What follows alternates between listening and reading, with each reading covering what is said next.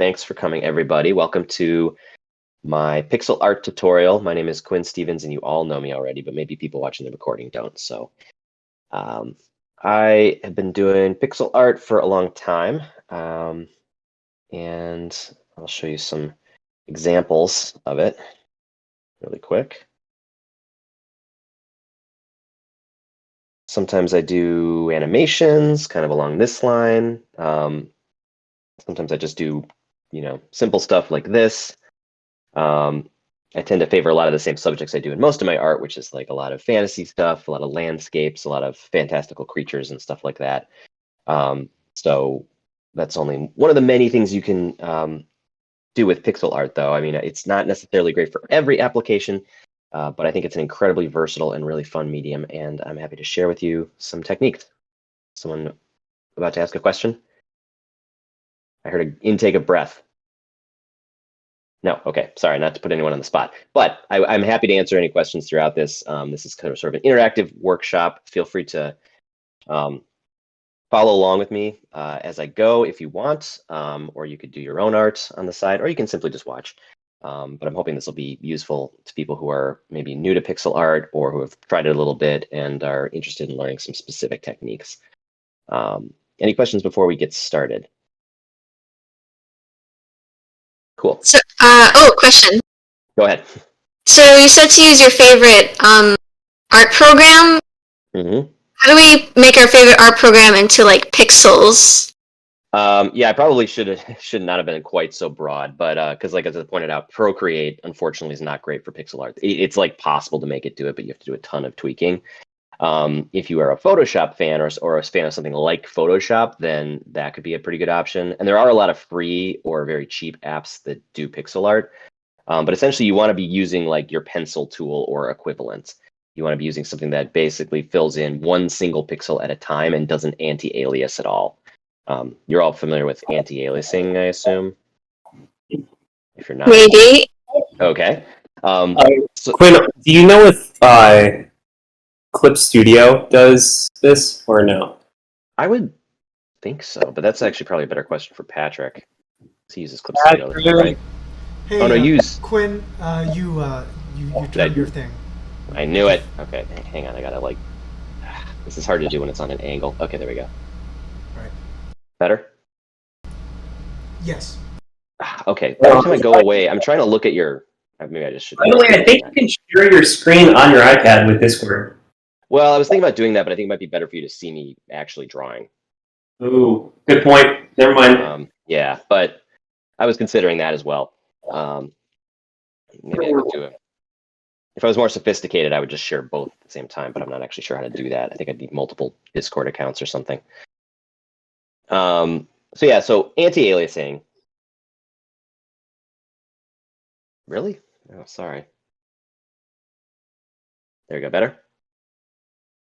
All right. Thank you. Thanks for. Let me know if it flips again, because it's kind of at a weird. It doesn't quite know what to do. In fact, I can lock it. Let me just lock my display right now. And it locks it in the wrong display. Thanks. Thanks a lot. Sorry, everybody. It would not be a live/recorded workshop unless things went wrong. So glad things are going wrong right at the beginning. Set the tone. Okay. Come on. I know you can do it. Great. Okay. I'm not going to touch it again. So this is, I have Procreate open now just as an example, a counter example. Just want to show you quickly what anti-aliasing means. So if I can make a, I can zoom very, very far in Procreate, right? Like I can draw a straight line like that. If you zoom all the way in though, you'll notice these little, like I chose black as my color, solid black. But see how it filled in all these kind of various gray tones along the edge of that line? That's anti-aliasing. That is an attempt by, digital art programs to smooth out straight line, any kind of angled lines, since they really all do, technically all digital art is going to be pixel art. But these days at higher resolutions, you can't really see the individual pixels. And part of the reason why it doesn't look like it's digital and crunchy, and kind kind of old-fashioned, like, 80s computer art looked is because of this technique in particular. It smooths it out, so when you zoom out, it kind of makes a nice, more organic looking line. When you're doing pixel art, you generally want to avoid this. You want to get something, if I zoom in here, and this is the piece basically we're going to be recreating. I just kind of did it to have something to work off of. If I zoom in here, you look at my lines here, you'll see this kind of stair-stepping effect where the individual pixels are very clear. That right there is basically, in addition to the low resolution, is what makes this pixel art, essentially. Every individual pixel is part of the composition rather than, being intended to sort of disappear and, be ignored as you would do with high resolution digital artwork. Does that make sense? Yeah, that was good. Thank you. Cool. Yeah, so pixel art is both, what I really like about it is it's both it's a purely digital art in a lot of ways, because you are using the individual displays of a screen in a very deliberate way. But if you go back and look at mosaics and needlepoint, and those are art forms that stretch back thousands of years, a lot of the same techniques for bringing together an image from consistent little units of color, that goes back, a really long way, and you can actually take inspiration from a lot of that stuff. So I like how it's this really interesting mix of the ancient and the purely modern. That to me is more interesting than the fact that pixel art tends to be this kind of nostalgic, tends to have this nostalgic appeal for people of my generation and around my generation, where this is the kind of art that computers were capable of, and they weren't capable of much more than this in like the 80s and the early 90s, or even before that. So that's one of the things I think is very cool about it. And it's a really, as we go through, I'm going to try to talk a little bit about the ways that you can really use it to its best abilities, get the most out of having such a small number of pixels to work with, how you can make your images readable and distinct, and how you can sort of use both sort of your inability to use a lot of, you can at once be extremely precise because you are working at the pixel level, but you also sometimes have to just suggest texture in a really abstract way because you can't get small enough to really explain it. One example would be like the grass here, for example. Like, this does not look like blades of grass when you zoom in on it. Like, this is just little squares. So how do you make it look like grass even when you can't zoom out far enough to really define every individual blade? That's one of the things I'm hoping I can teach you a bit about how I approach that particular problem. But anyway, so we're going to do basically the same scene. It's got pretty much everything I like to put in a piece of art. It's got clouds, mountains, rocks, and dragons. And if you've been following my art for a while, you'll notice those things come up a lot. They're just a really lot of fun to draw. So I'm going to start a new project here. I'm doing a 256 by 256 pixel canvas. That's just the standard, or it's one of the standards in Pixaki. Excuse me. Pixaki is what I like to use the most for pixel art. It's an iPad app, kind of expensive. I think it's like about $20, which is cheap compared to Photoshop, but it's pretty up there for an iPad app with this kind of niche of a application. So I wouldn't necessarily recommend it unless you are really interested in getting into it. But it is very cool. It has really great animation controls. They did a whole overhaul of their UI, so it looks a lot more like Procreate. It used to be a lot more clunky than this, so it's pretty fun to use. And I find it just very easy. But of course, I'm very used to it at this point. But like I said, one of the great things about pixel art is so many apps can do it. Any app that can do a pencil tool that doesn't anti-alias can essentially do it. And we talk a lot in our art channels about all these different Procreate and Photoshop brushes people like, but what I kind of love about pixel art is that there's just basically no such thing as a brush. There are dither brushes in this, and I'll talk a bit about what dithering is. For the most part, you don't need to worry about brushes at all because a single pixel is basically your brush for the most part.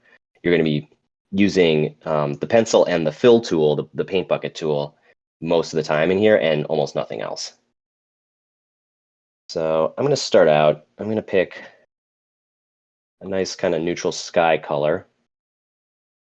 Oops. I'm gonna do like a pretty deep blue. I think that actually one thing I'm going to change from that initial image that I showed you is I want to make things a little bit more intense and saturated because I feel like I kind of washed things out a little bit. I kind of like that approach because it makes it look a little more like older computer displays, which had far fewer colors, so they tended to be much more blazing, vibrant colors. They didn't have a lot of room for like subtle hues in between. So I'm going to start with that, and then I'm going to create a sort of like not really a gradient. So I want to create a glow along the horizon where that's going to be. This is something you will see if you just look at the horizon at any point. It's a big part of making your landscapes, I think, look more naturalistic. This actually, like a lot of pixel art apps, doesn't really have a gradient tool though. So you could do a true gradient here, but I find that generally just doing bands of color is enough. And the other thing you can possibly do is called dithering.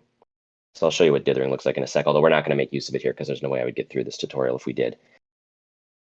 So I'm going to pick my horizon color now. And I'm going to go almost white, like very, very bright. This will be one of the brightest areas of the painting. I'm going to call it a painting a few times, but piece, whatever. I'm also going to make it a warmer color. The horizon does tend to be a bit more towards the cyan greenish area, even a little reddish sometimes, depending on the time of day, compared to like upper in the sky. So, and then Pixaki has rectangle tools. I'm going to go ahead and use those. These are the kind of thing you will also potentially find in pretty much any other paint app. So I could also use lines and use the paint bucket to fill it in, but this is what I find the easiest. So I'm just going to make a rectangle, and I'm going to choose a spot right about here, kind of using the rule of thirds here. So I'm going about 1/3 of the composition is going to be below the horizon line, and about 2/3 is going to be above it. I don't really measure it. I just kind of feel it out, but that's like a good baseline to use. And I'm going to start working my way back to my sky color. I'm going to probably do just like 4 bands here, so it doesn't have to be really, really subtle. And I'm just going to kind of fill them in. And each one of these bands is going to be a little larger than the last one. And as I do it, I'm just kind of nudging it. I remember that the color was around here and around here. I'm just sort of going by memory. It doesn't have to be super exact. I'm just kind of gradually nudging it back towards that direction. And finally, I'm going to take the sky color. I wanted this last band to be pretty close to the sky color, so it looks like a natural bridge back to it. And I'm just going to go for that. Yeah, and that works pretty well. So if I wanted to dither here, I'm going to show you really quick what I would do. If I wanted to make this a smoother transition, I'd zoom way in, and essentially you can do this by hand or you can do it with some automated tools. Definitely Photoshop patterns can make this a lot easier, for example. But dithering is when you basically just do like a sort of checkerboard pattern as a way to sort of do a gradient effect. And the easiest thing to do is I just sort of alternate, squares of this color with squares of this color.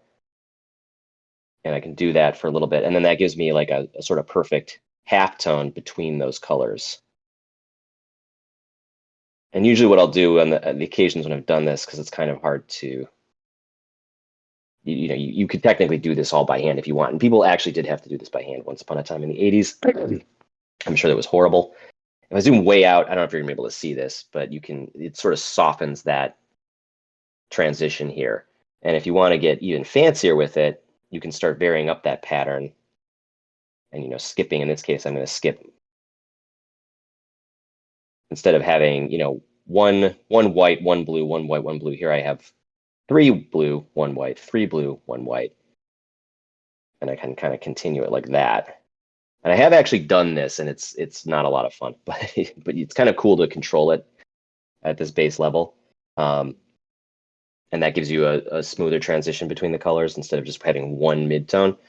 But like I said, I don't have time to actually get to all that in this one tutorial, so we're not going to bother with that right now.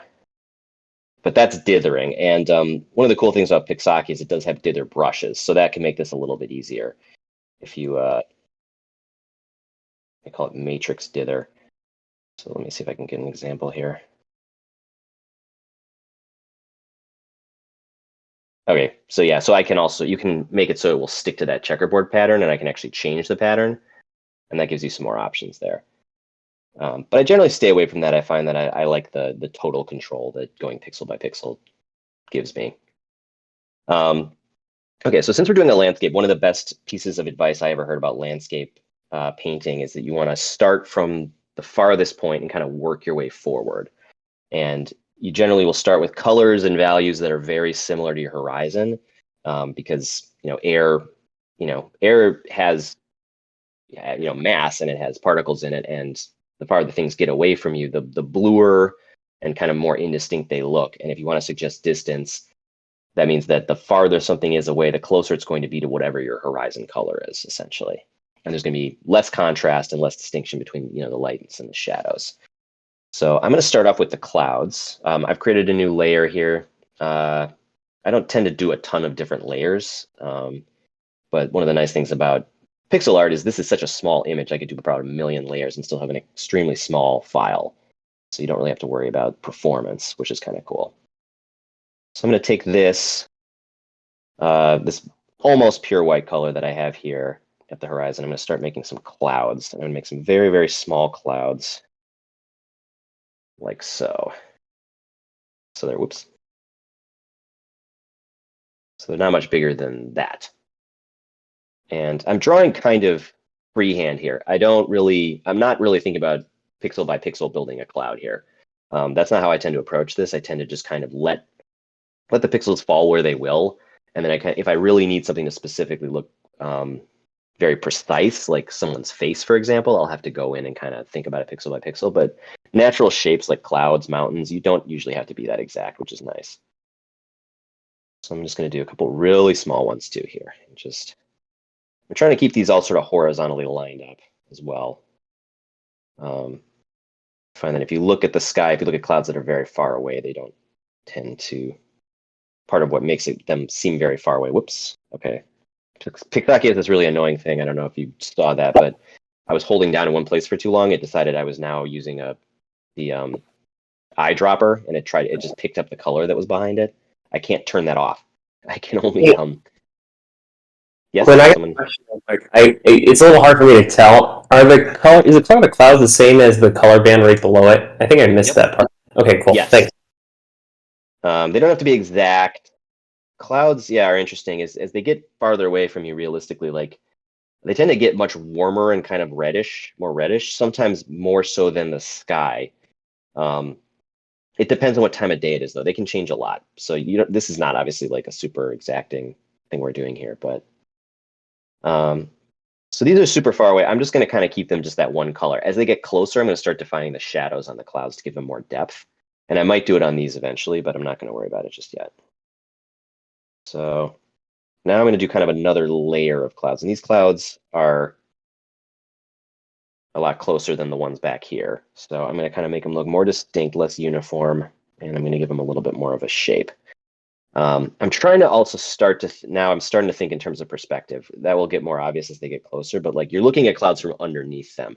And I find that if you try to define like a flat bottom to them, they tend to look more physical and three-dimensional. And that's one of the big challenges in pixel art is, I think, making things look like they have, weight and mass, essentially, which can be kind of tricky otherwise. So I'm just sort of filling in some shapes here. And I try to alternate, a big cloud with a small cloud. When you're trying to do natural stuff, you want to balance everything out as much as possible. You don't want it to look too uniform. I mean, some people do pixel art and they'll do it really, really uniform on purpose. And I think that's also like a totally legitimate style. I could make these all look like the exact same cloud. Because in an old video game, for example, like they probably would all be the same cloud because you would only have enough memory to handle one cloud image and you would just repeat it over and over again. But we don't actually have that limitation currently, so I'm not going to worry about it. All right, cool. So there we have sort of 2 layers of clouds. I don't know how well you can see how much, I don't know what this is looking like on your screen, because these are pretty similar. There's not a lot of contrast here. I want these to be barely visible, so they look very far away. But that might be hard for you to pick up, so let me know if you're having trouble seeing. Although I don't know what I can do to help you. Okay, now that we're getting a little closer, so what I did in the original image is I kind of had this one big cloud that kind of snaked up from back here. And I like this approach. Something I saw in some old video games, actually. I think it was one of the Monkey Island games. I like clouds that kind of almost follow a bit of a path through the sky. They kind of draw your eye from the background up to the foreground. And there's just something very pleasing about that to me. So now I'm getting pretty close, and I'm going to start trying to... Actually, let me go back. Now that I'm getting closer, though, I'm going to start thinking about my edges. Because I want this cloud to have a nice bright edge that's only 1 pixel thick. This is a real, like, these kind of like highlights on the edges of things are something that make shapes look a lot more distinct in pixel art. I think it's a really something that can be more striking in pixel art than it would be in more like high resolution art. So that means I need to be more careful about where I'm putting my actual strokes here. All right. So this is the lit side. Oh yeah, I didn't really talk about this yet, but I've decided that the sun is over here. And choosing a strong and consistent light source, I think, is really important. Generally for landscapes, no matter what the medium, that's pretty important. But I think it really helps a lot in pixel art too, because then it's easier to define edges and using shadows and stuff like that to kind of define depth when you don't have a lot of space to do so. So now, this is going to get closer. I want the other side of the cloud, this side, which is facing away from the sun, to be a little bit darker than this. So I'm going to start figuring out kind of what my shadow color is. I don't want it to be too dark. I want it to be pretty gray, but still have some color.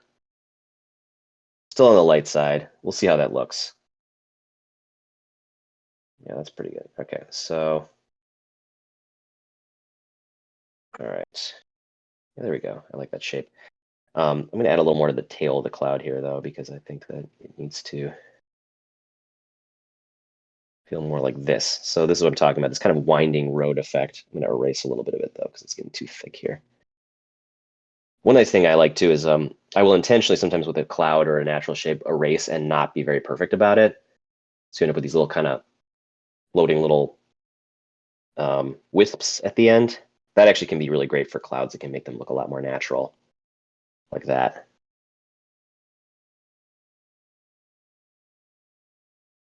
So now I need to choose my fill color, which I want to be neither this nor this color for this big part of the cloud. I'm going to choose something a little darker than this, but a little lighter than that. Probably like right about there. Now I'm using my fill tool, and one of the great things about a fill tool in pixel art is it will completely fill any space that I put it to. I don't have to worry about that kind of weird effect you get sometimes in Photoshop when you have anti-alias art and you try to fill it and it just fills like a weird blob in the middle with this kind of strange fuzzy edge around it because it doesn't know how to deal with those semi-transparent or semi-colored pixels at the edges. That's not something you need to worry about in pixel art because everything is so precise. Cool. So I'm going to use this as kind of the base color. I'm going to start lightening up this side of the cloud now, the part that's facing the sun. I'm starting to think I actually should make this pure white then if I really want it to be lighter. But it could also be a little bit darker. Clouds are kind of weird and you have a lot of leeway with them. They don't always behave the way you would expect things to behave in light. So even though this is sort of the side of them that's facing the sun the most, it could potentially be a little bit shadowed as well. So I'm going to see if I can get away with that. I'm just going to basically use pure white here. I really want to kind of capture that blazing whiteness. And now I'm doing sort of the typical cloud. I don't know if you can see this at all. It's pretty hard to see, but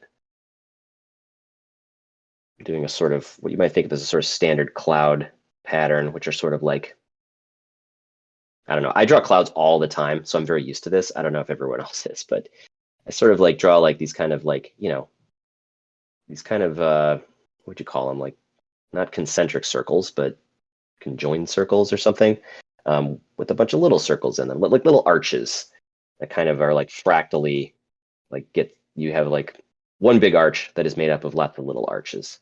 I don't know how else to describe it. I wish I had the language here to do so, but I'm gonna use that.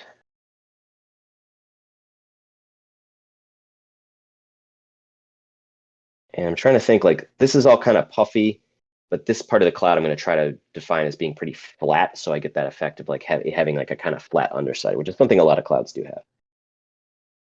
Let's see if I can get away with it. All right.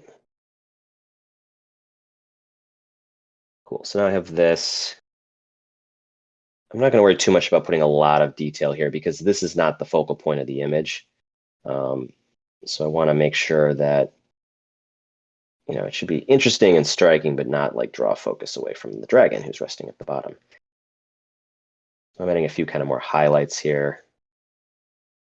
Smaller ones in the back. I can see this is getting a little blown out by the camera. So this, what I'm doing here, you'll notice I'm putting a lot of detail here around this kind of transition point between the lightest part of the cloud and this like darker part of the cloud here. And that's something I do a lot.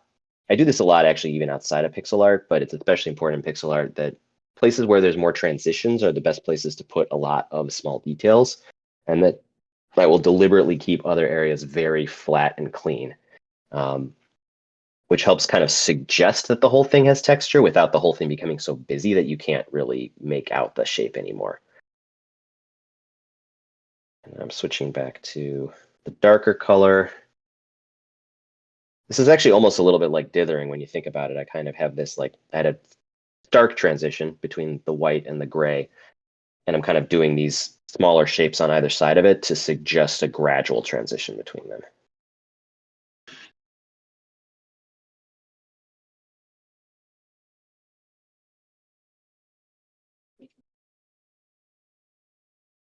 Cool, and I think I need one, I'm gonna take my hand away. I noticed that the camera actually adjusts to whether my hand is in frame. Oh. I'm gonna make one darker color here to suggest that shadowy underside of the whole thing. So I'm gonna take the darkest color here, going to go down about there, still keeping it fairly light because this is not meant to be like a dark storm cloud or anything. And just kind of scribbling here. This is something I actually do a lot in pixel art. And I want to fill an area, but I don't want to fill it too uniformly. I can just kind of do that. And that's what I'm talking about. Again, I sort of just let the pixels fall where they will. I'm not being really exact about exactly where they go. Let's try that. All right, that's not bad. Oops. Accidentally using the paintbrush tool instead of the pencil tool is something I do roughly once every 5 minutes when I'm doing this. All right, so now I'm just going to finish this off by lightening up the far side here so I can kind of suggest that the cloud is it's kind of curving back up over here and it's getting more light from its surroundings.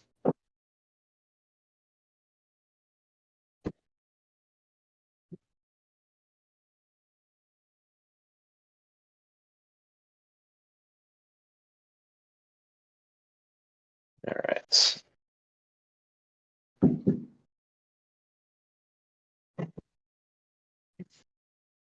I'm also going to just extend the dark area here because I think that that doesn't quite look like it's as solid as I want it to. There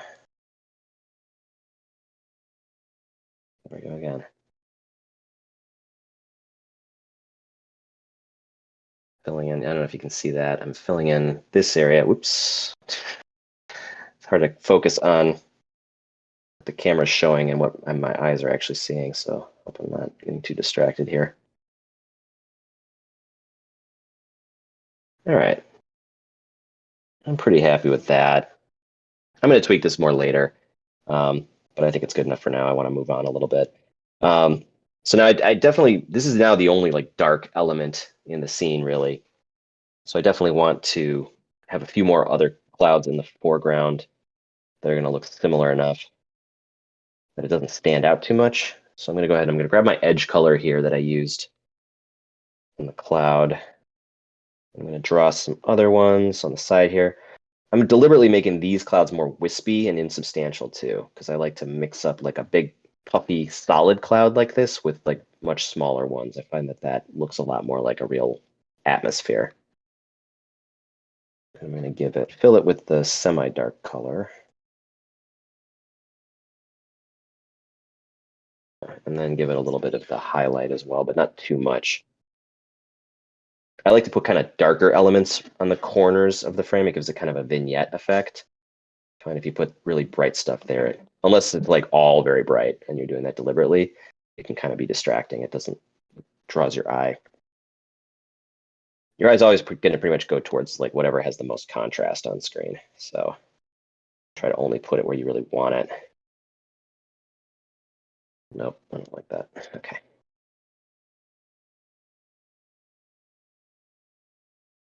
So I'm just filling in some shadows on this guy too, trying to use the same, I'm using all the same colors and values I use here, so these will look of a piece with each other. It won't be too distracting. I think I basically, now looking at this now, I feel like I need one more cloud here and one more cloud here, and then I'm kind of done with the sky for the time being. I don't know how to describe what feels like it belongs and what doesn't. It's kind of just instinctive for me. There's probably a good reason though. I feel like there's like a more refined way you could actually figure out exactly where things are missing. Probably like a golden ratio thing. So here again, a lot of wispy clouds. Just using little dots and flecks here to suggest small bits of cloud. This is where like, so here, this is one of the first cases where I have an actual element on screen that is literally just 1 pixel. You're going to see more of these, of course, but the cool thing about those is they're so contextual. You know, that could be something like it could be a rock or a bright light. In this case, your eye kind of fills it in and imagines these, even though these are all exactly the same, these 3 dots. Your eye is not going to see them as the same once you zoom out. It's going to sort of fill it in and imagine a bunch of little pieces of cloud and vapor that are all slightly different from each other. You're definitely working with your viewer's imagination a lot here. It's one of the things I think is very fun about this.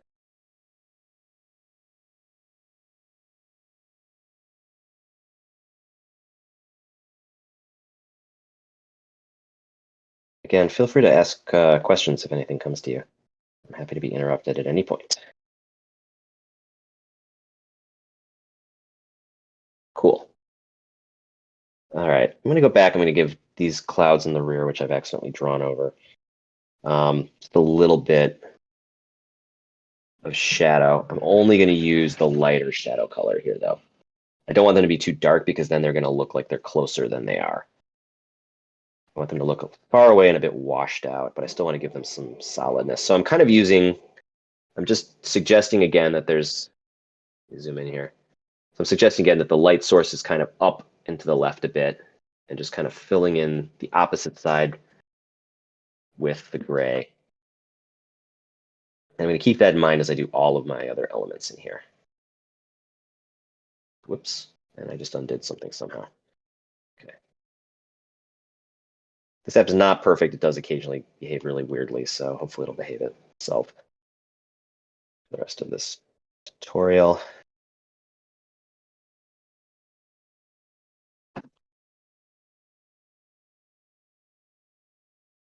Cool.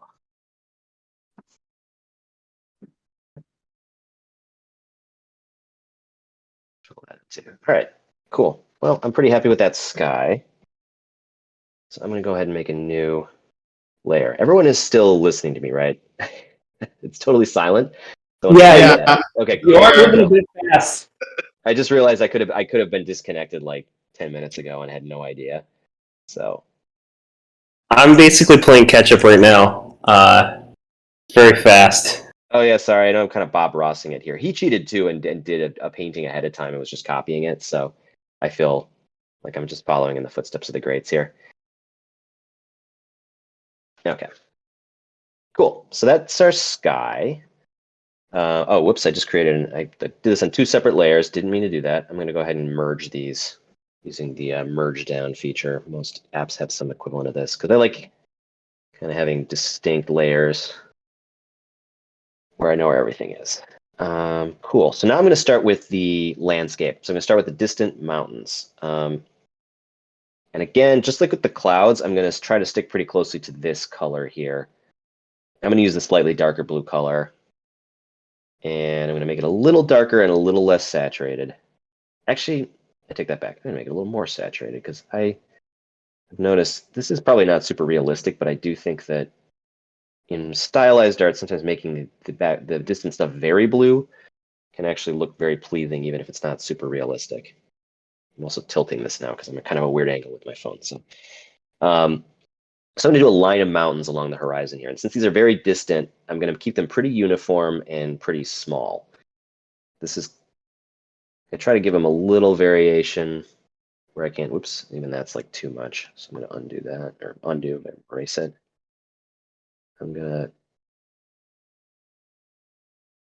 think there's a lot of, I always feel very tempted to draw like big, towering, spiky mountains, but then they don't look as far away. So you got to kind of save that for some of the closer ones. We're going to do a few layers here. All right, I'm going to go ahead and fill in all of that. Cool. I'm going to do highlights on these probably eventually. Or maybe I'll do it now. Yeah, I'll go ahead and do it now. Okay. Very, very basic highlights. I'm going to do these pure white. This won't actually always be the case. Oops. Again, I had the paint bucket selected. Just want them to look a little brighter than the background, and unfortunately this like band, and unfortunately that is almost pure white, so I kind of have to just use white here to get them to stand out at all. And I'm just doing like a little kind of edge here. I'm not defining full-on mountain shapes. Whoops, I don't know what I just did. Okay. I'm not defining full-on mountain shapes here because I don't want them to look like just flat mountains that are close up. I want them to look like distant, very tall mountains. Cool. All right, so now I'm going to do another layer, and I'm going to do some closer up mountains. And I'm going to take this color that I picked. I'm going to do a little darker and a little bit warmer again. I'm going to kind of drag it towards that green area, but I'm also going to make it a little less saturated because I don't want it to look like green. Still want these to be fairly blue.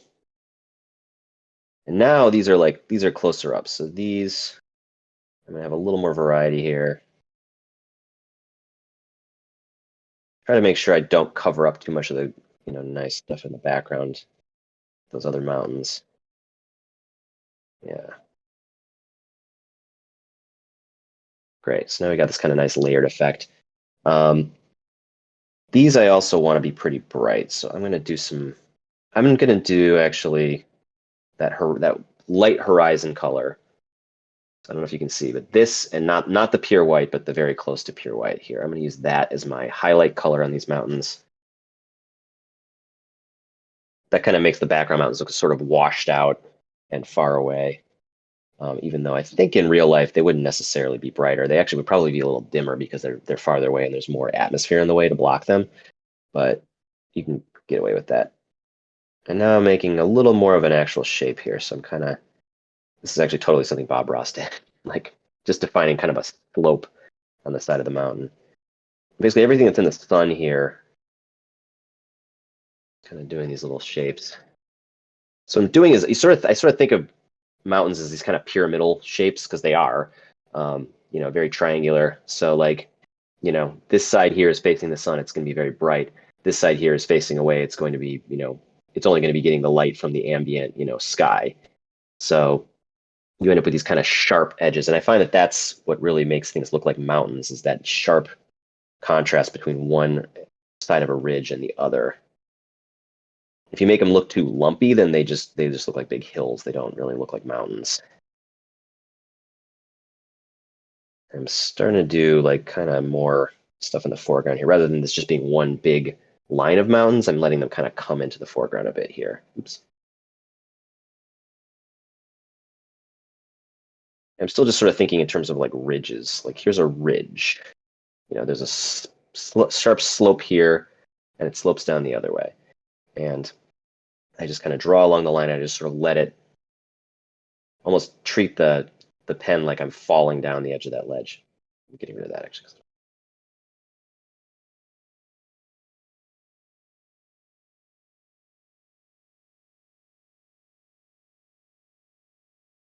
I'm not doing any shadows here. These are still far away enough that you wouldn't really be seeing anything darker than this one color. You kind of choose like one flat sort of light shadow color and you just stick with it and you only define the highlights. That helps make things look far away.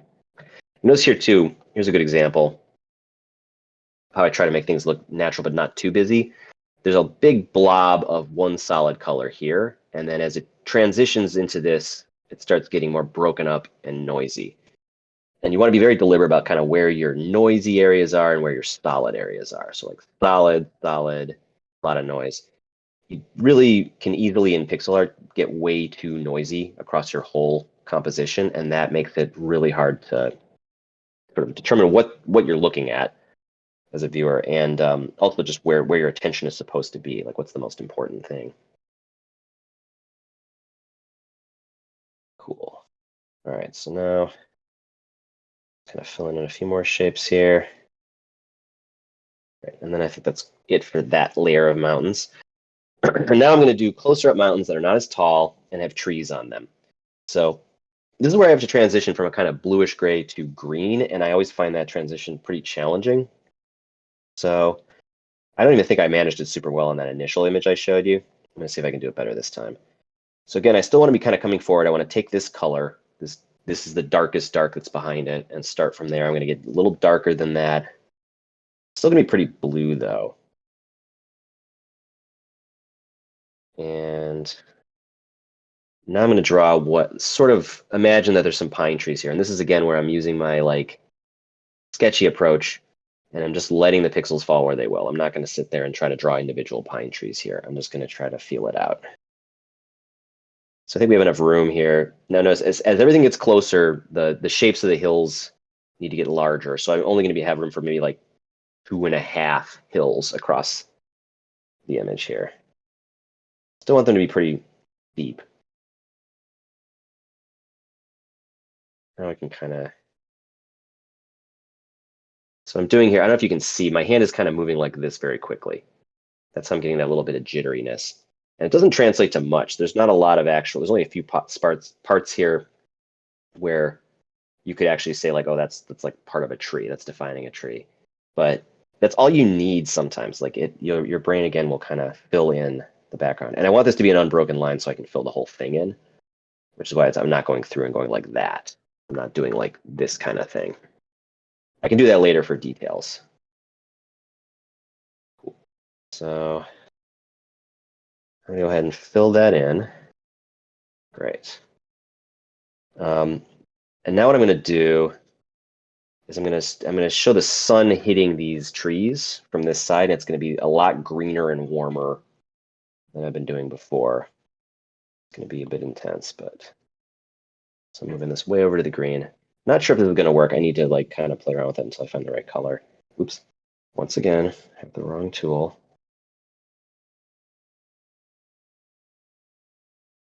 Yeah, that's pretty good. So now I'm just kind of now I'm sort of doing little dots essentially, little very small lines along the edge here where the sun would be hitting these. Oops. To kind of define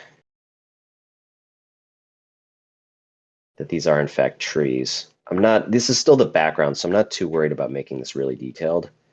People, know what they're looking at. They know what mountains and hills look like, so they kind of figure it out on their own. And here I'm just using a very, very noisy section to suggest that like all of this is trees. There's like noise all across this, and if you were looking at a photo, there would be way, way, way more noise. But we're just using suggestion here, so I can kind of just let the rest fall into silhouette essentially, and your eye just kind of fills it in.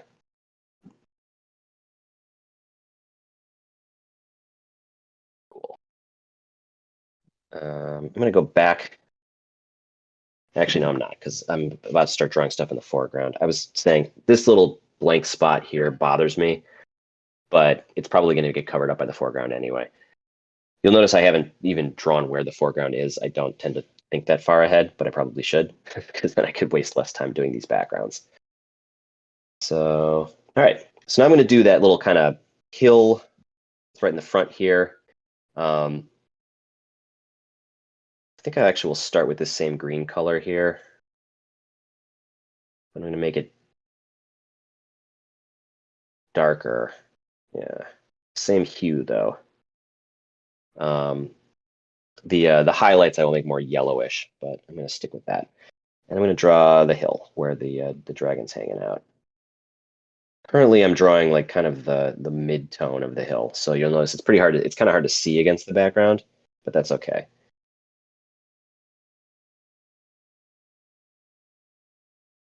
Cool. I'll just fill in the whole thing like that. And now I'm going to do the shadows next. And these are much darker than the shadows in the background. That's going to make this look really close up and everything else look very distant. I'm going to kind of just, nope, I'm going to accidentally fill in the whole thing. Okay. So I'm just choosing the shadowy side here. And even though this is a hill and it'd be kind of rounded in real life, I sort of choose these more sharp angles for pixel art purposes because it just makes the shapes look much more distinct. Rounding things is just really, really hard in pixel art, so I kind of don't bother with it. And I'm just kind of going over it, and I'm not putting a shadow on every last bit of this, as you can see. Because of the way the light would be falling on it, it wouldn't be like totally in shadow. I'm going to find some here as well. I'm just going to kind of scribble a bit. I try to scribble again so that I still get that mix of like very, very filled in, consistent, solid color mixed in, and then some noisy areas kind of within, as much as I can. I want some dark shadows here on this side too. I don't want it to be all light. And now I'm going to go ahead and do the highlight colors here and make this much yellower. Generally, distant stuff is going to be very cool, very kind of bluish, and close-up stuff is going to be a lot more red and red or yellow and warm. Although that can depend a lot on sort of the lighting conditions. If it's near sunset, it could be like the exact opposite, for example. But for this, it's kind of like a midday shot here.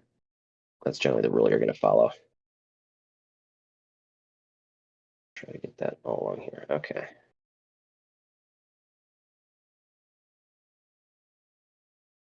Probably a little too bright, but I don't know. I'm going to see what it looks like once the rock is in place. Make sure that some of that's also over here, so it's not just all in one area.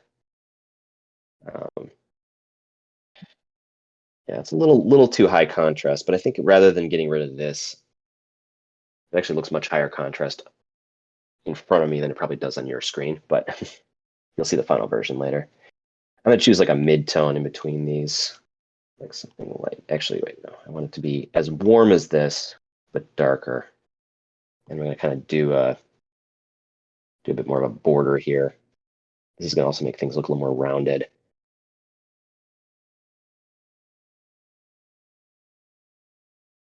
And more of that color over here.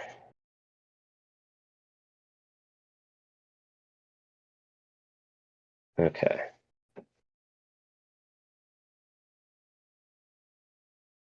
Cool. So now I've got this hilltop. It's lit by the sun from over there, and I'm going to draw that big rock. I'm creating new layers kind of everywhere here, so you can see. But you don't really have to. But it'll definitely make things easier because since I'm such a big fan of the fill tool, it is kind of handy to be able to use that. So I need.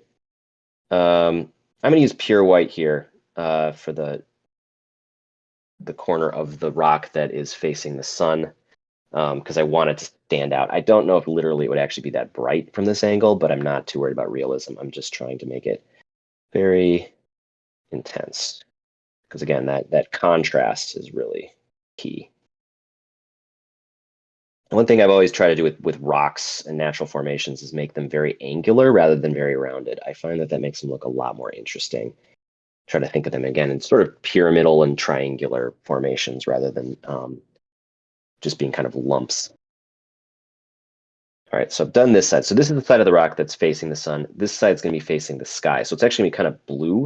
And I'm going to take the blue of the sky, make a darker, duller version of that as my basis. You want to try to suggest that some of that skylight is being reflected on it.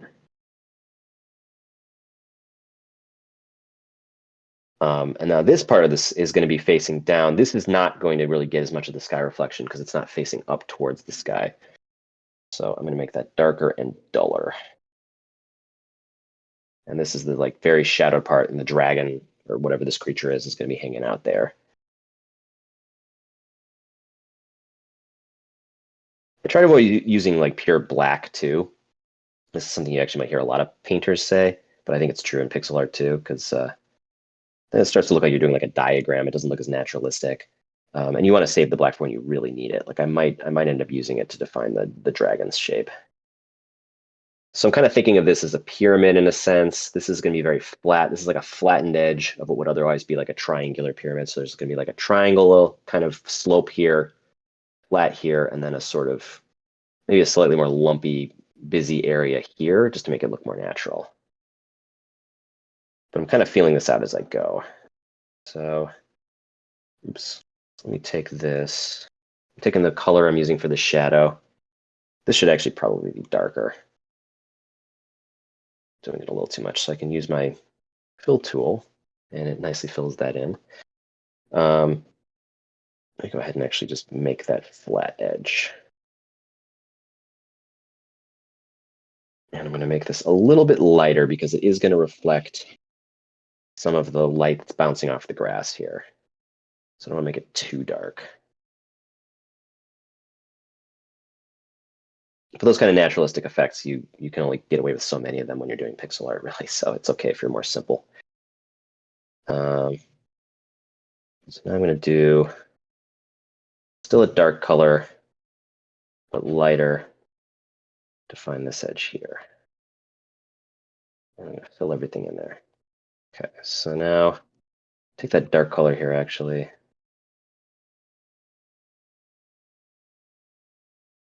Nope. Start defining some kind of little kind of crevices, areas along the rock.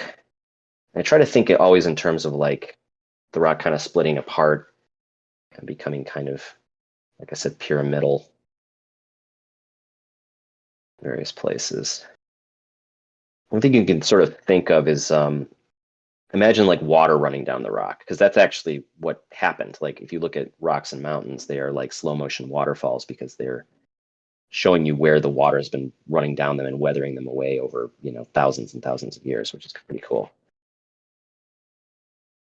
So that's one way you can kind of figure out how you can to make your strokes make sense.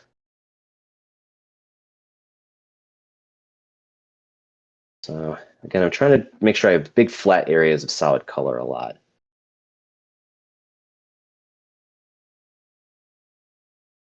Here, overshot. Nope. Trying to get that white back. Okay.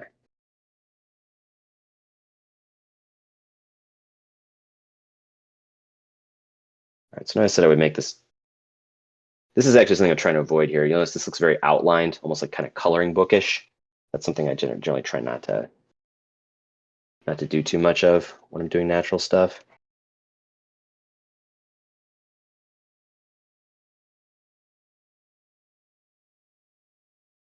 Cool. So we're hitting about the hour mark here. I actually would not mind taking a quick break if everyone doesn't mind. How's everyone feeling? I think we said this would only last an hour, so I know if you have other stuff going on tonight, you might not get to see the dragon, but I think I'm okay with extending this a little bit past the original deadline if that's cool with everybody else. How's everyone feeling?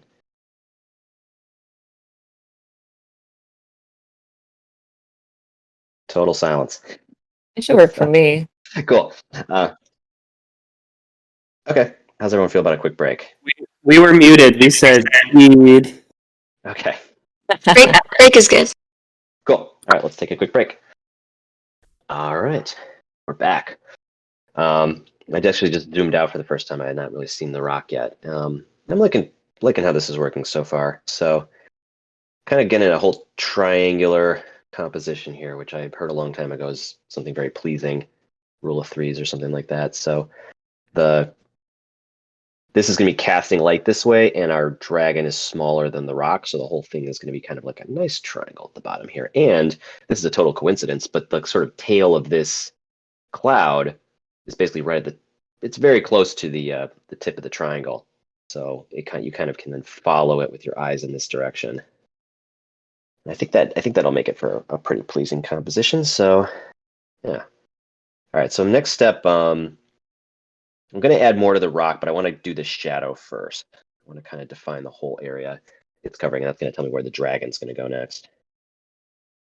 So I'm going to just now. The way I do shadows again is I just sort of feel it out, but I'm keep in mind that the sun is this way. We know it's up in that direction, basically, almost perpendicular to the slope of the rock. So you can kind of draw a line out like this. So the shadow's gonna go about that far.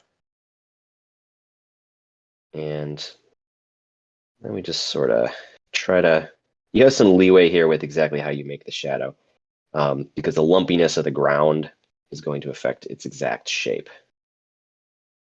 So I'm going to go ahead and fill that in. And that looks okay. It's not quite. I'm going to make it a little thicker. The rock doesn't taper that much at the top. And I'm going to make it a little lumpier, as though there's like the hill kind of goes up here. You don't want to be too straight, because I don't want this to look like the ground is totally flat, since it isn't. So I might even take the eraser and kind of give it a little dip right here. Okay. That's not bad. So one thing, though, I do want to do is to help the shadow stand out more is put some of this light grass color behind the rock here. So I'm taking the not totally highlight color, the slightly less bright part, and I'm going to put it right here. I'm back on my layer that's below the rock, so I can kind of freely draw here. And I'm going to put that there because I want the shadow to look very dark. So it's clear that it's like a break from the sun here. And while I'm at it, I'm putting a little more light stuff everywhere, so it looks more like, yeah, there we go. I'm trying again. Anytime I see it start to get too busy, I'll go in and I'll just fill in, oops, and then this stupid eyedropper will mess me up, but I'll just fill areas in with as much solid color, like right there, as I can. I don't want your attention drawn here. And I don't want, the texture of the grass isn't really important here. I want to suggest it, but it's not really the focal point of the piece here. So if you start defining things too clearly, then it kind of makes people think there's something important there. They start trying to decipher it, because it takes a bit of work. Pixel art takes a little more work sometimes than other art to understand, and you're looking for cues as the viewer as to what the important parts are and what is deserving of your attention. So now I'm just kind of tweaking the rest of the hill, making actually a little darker here. Actually, I changed my mind. I don't like that. This is all going to get covered by the dragon anyway. I keep forgetting that. The dragon's going to be right here. So yeah. It's looking pretty good. I'm going to draw some more rocks around the hills once I'm done, but I'm going to wait till the end. I don't want there to just be one single rock. It looks kind of weird. It should feel like a natural part of the landscape here. But I think it's time to move on to the dragon, or whatever it is. It's kind of an armadillo snail dragon thing that I did in the original version. So I'm just going to kind of make a new one up now. It'll be pretty similar. And I'm going to have it... And basically have it fill up this kind of circular area right here. So it's fully in the shade, which would make sense, except part of its tail is going to be sticking out here, and that'll be in the sunlight. I might make the tail a little longer this time too, because the dragon is actually smaller compared to the rest of the screen than in my original version. So it'll also be a little less detailed, but I think that's okay. So I'm going to start out with the shadow color of the rock, because the dragon should be the sort of something very close to this value should be present on the dragon, since they're both shadowed from the sun in the same place. And the dragon's not made of rock, but it is scaly and hard, and so it would probably be reflecting light in a somewhat similar way. So I'm just going to start with that as kind of my base color. I'm going to make it more colorful, though, and I'm going to use a color I'm not using anywhere else. I think I used kind of an orangish color last time, kind of an orangey red. I'm going to make it very saturated. No, not very saturated, but more saturated because I want to make sure it stands out and it's also clearly in the foreground. So I'm going to just I'm going to let it overlap the rock a bit, but not completely. There we go. This is going to be kind of its back. Its head's going to be right here. Its wings are sort of folded over here, and then the tail is going to start here and kind of snake its way out like that. Again, I'm doing that kind of winding road effect. It just always feels very pleasing to me. I find that you kind of like draw where the viewer's eye goes, and it just makes everything look like a nicer composition. Cool. So that's sort of the neutral color there. I'm going to switch to a darker color to define the lower parts, the parts that are touching the ground. That's actually going to be pretty close to black. I'll probably go in with even some darker colors here. So I'm going to start with the head. Now, of course, I'm starting to get into like trying to define like a character and an animal and stuff. I'm no longer working at a natural shape exactly, so I don't have as much freedom to make it exactly like I want. So I'm trying to be a little more careful about how big I make it. And now I'm starting to think too in terms of light. So these parts here I'm making pretty dark. I'm going to switch back to my lighter color here for the top part of the dragon. Anything that's sort of facing the sky, it's going to be a bit lighter. And I'm probably going to go over it again with an even lighter color, but this is just like as a start. I like to not have, I like to not have to redo my outlines too much, although I'm doing it now because I don't like that one. But I like not having to redo these every single time because that can be kind of frustrating and slow. I would rather get them pretty close the first time so I don't have to do too much work. So that's the head facing here. The neck kind of goes up here to the base of the body here. Or the base of the torso, I guess you could say. And then here I'm going to have the wings folding down like this, kind of rounded like before. And I'm sort of drawing a shadow here. It's a little hard to tell because I haven't filled this in yet with like a neutral color, but I will shortly. And I'm going to have its kind of paw, claws, what have you, like resting underneath its head here.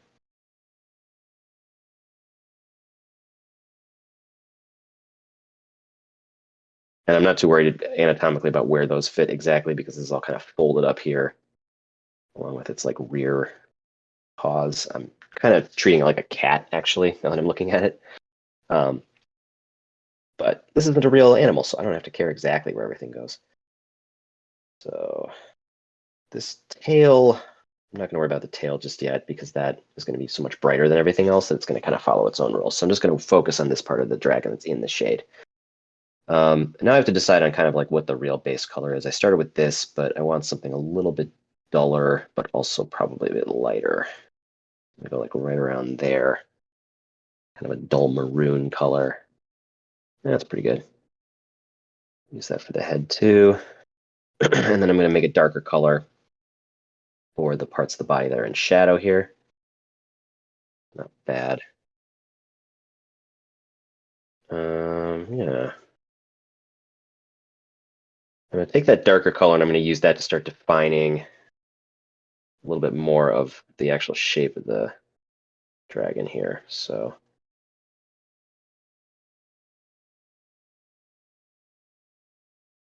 now I am going over some of my outlines from before.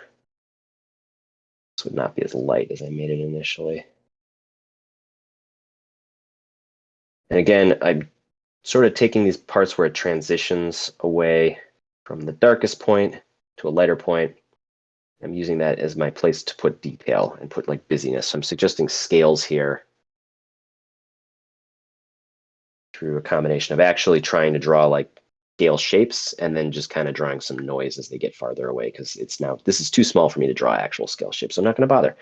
I'm just going to let the viewer's imagination kind of fill them in. And And again, I'm kind of leaving a big block of very solid color there.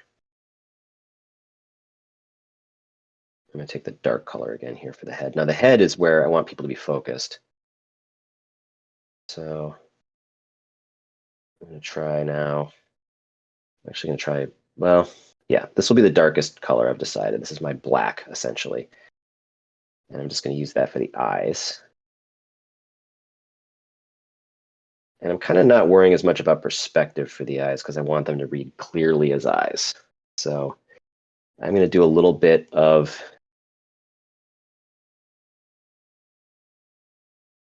outlining the eyes with some highlight colors and shadow colors so they look a little bit more 3D.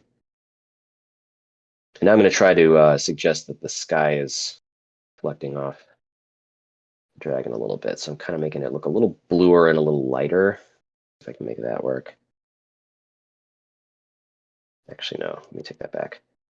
I'm going to make this more subtle than that. I really want it to just be the very edge here.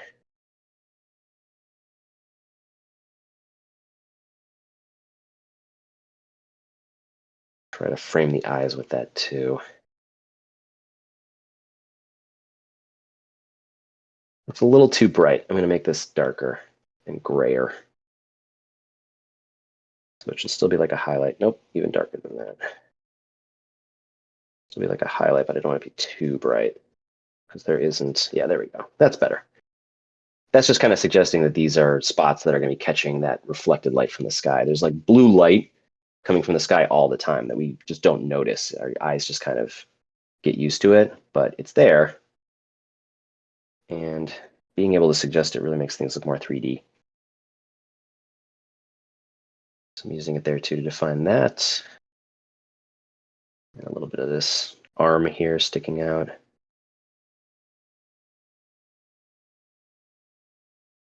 I'm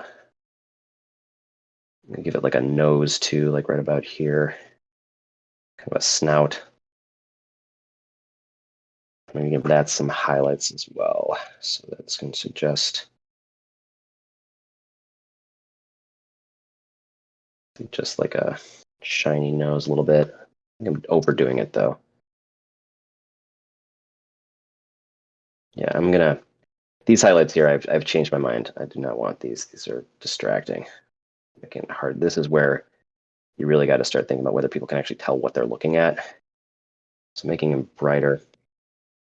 I'm not sure I really need this at all though, to be quite honest. So I think I'm going to get rid of this.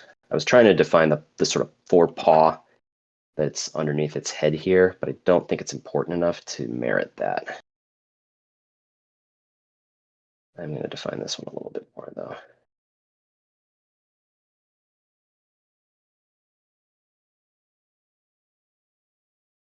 Okay. Take that dark color here and I'm going to fill in a little more down here too because I feel like it's not white.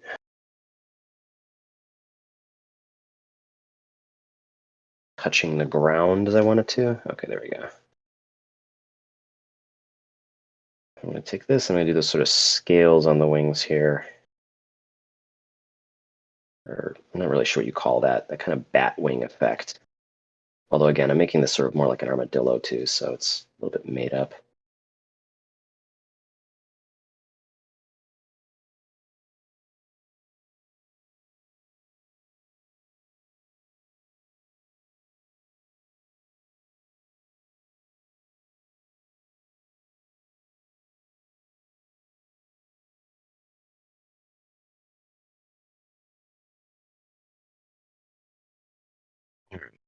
I think I do want one more slightly darker color here.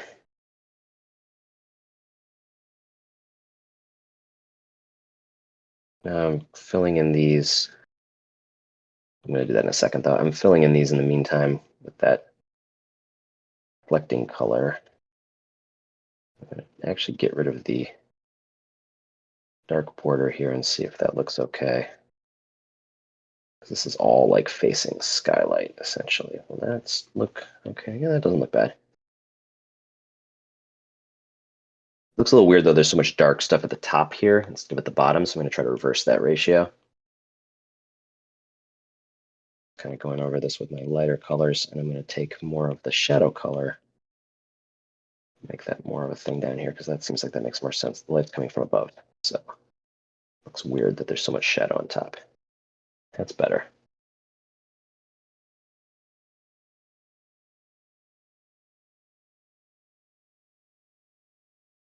Now, finding a little more of the shapes underneath the shadowy areas here. I did have horns on the dragon before. I'm debating whether I want to add them again. I usually like horns. I'm going to make them very small, though.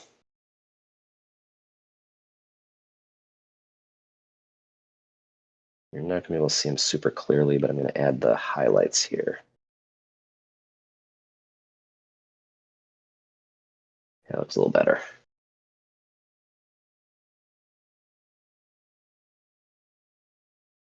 I'm also going to take the darker part and make this part here on the dragon. It's facing the rock that's very close to it, like super dark, because there would be very little reflected light there.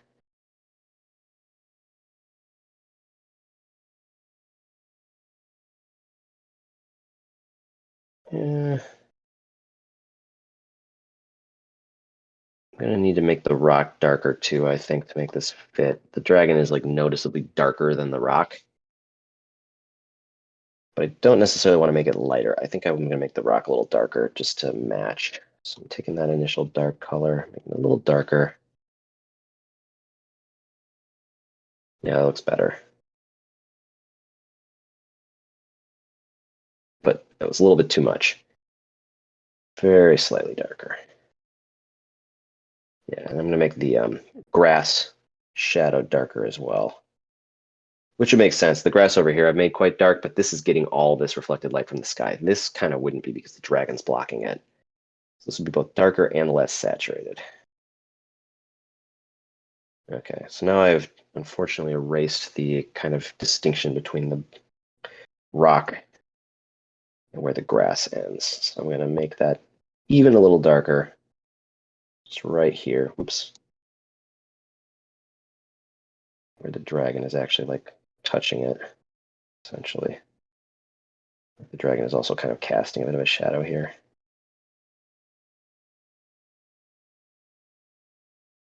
There we go.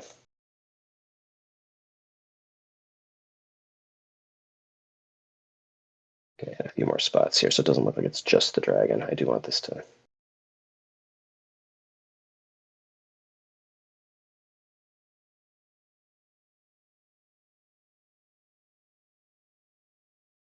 Okay. All right, so I think the big thing left now is the tail that's out here in the sunlight. I'm gonna make this significantly lighter than everything else in this dragon and more saturated. Like you're not really seeing how colorful the dragon is because it's in shadow. I want to suggest that. So when it gets out here, this is going to be like pretty bright red. I'm gonna go ahead. Whoops, I'm on the wrong layer.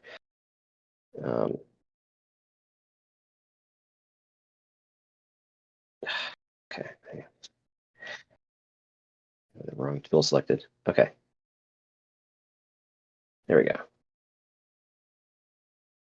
So use that as kind of like the highlight side. There will be a darker but still pretty intense side of the tail over here.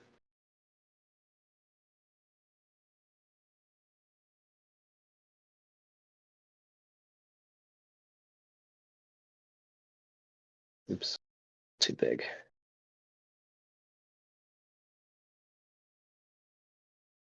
I'm going to use this dark color here. Tail once it gets back to this area, so we can see this is kind of like what that color looks like when it's in shadow. I want to be even a little shinier looking, so I'm going to make an even darker color right where it's kind of touching the ground. Oops, the eraser. Like right there, the shadowy part. And I'm going to make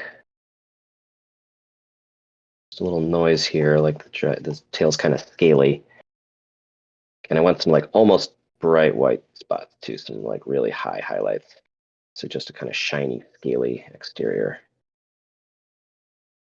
Particularly, I try to focus it on like areas where there's like a curve or like an important part. Like here's where it ends. Here's where there's a big curve. I want to make sure those catch a lot of the light. Kind of makes the dragon look almost like ruby slipperish, like kind of sparkly. I like that.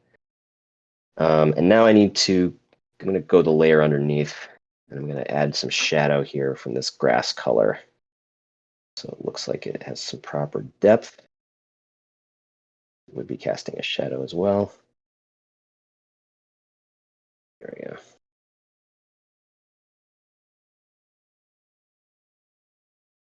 Yeah, okay, that's not too bad.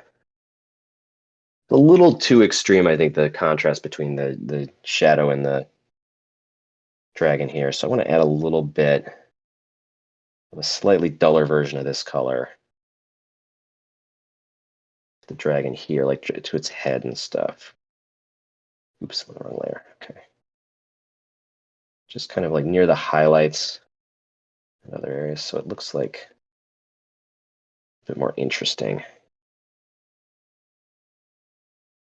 If I were to spend a lot more time with this, I might make the wings kind of their own color too, like give it some more variety. But for right now, so I think I'll make sure there's a little bit more color harmony here between all the pieces. All right.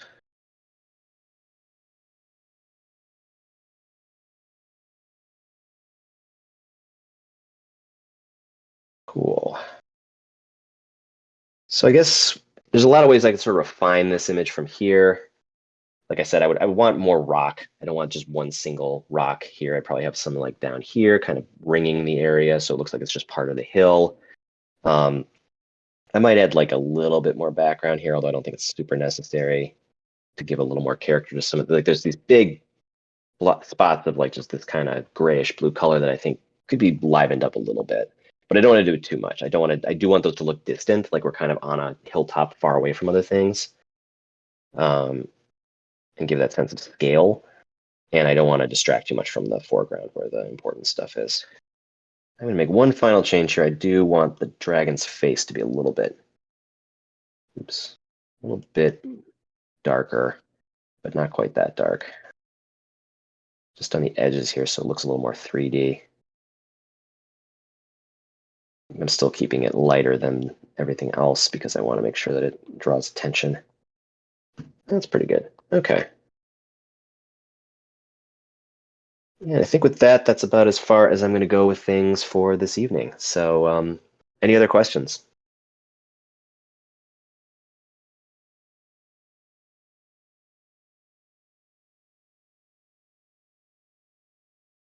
No? All right. Well, thanks for joining. I hope this was interesting and informative, or at least entertaining. And I'm always happy to answer questions about pixel art, my sort of techniques outside of this. If you're interested, you know where to find me. So thanks, everybody. Thanks, Thank Gwen. you. Great. It's awesome. You're welcome. I'll post this in the Slack, not the Slack, Discord.